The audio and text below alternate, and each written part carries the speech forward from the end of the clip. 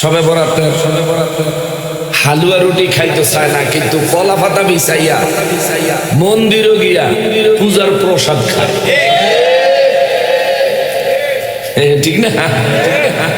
যার ফেরো যেটা হজম হয়, বুঝলেন না? কুত্তা চিনেননি? আর ঘি চিনেননি? অরিজিনাল পাবনার একেবারে এই গরুর দুধের 1 নাম্বার ঘি, গাওয়া ঘি। 1 নাম্বার ঘিয়ের ডিব্বা খুললা কুত্তার সামনে ধরলে খাইব না, থুয়ে দৌড় দিব। ঘি ভালো জিনিস তো, খাইব না, থুয়ে দৌড় দিব। কি লিগা? হজম হইতো। এই দৌড়ে যাওয়ার পথে রাস্তায় যদি পায়খানা পায়,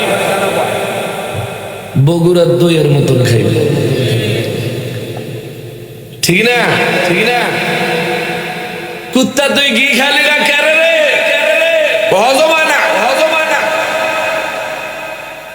হালুয়া রুটি খালি না কেন রে? হজম হয় না। মিলাদের তাবারুক খাইলা না কেন? হজম হয় না। ঠিকই আছে বাবা, ঠিকই আছে। কুত্তার পেটে গু হজম হয়, কুত্তার গু খায় কি খায় না? আমরার পেটে মিলাদের তাবারুক হজম হয়, সবে বরাতের হালুয়া রুটি হজম হয়, আমরা খাই।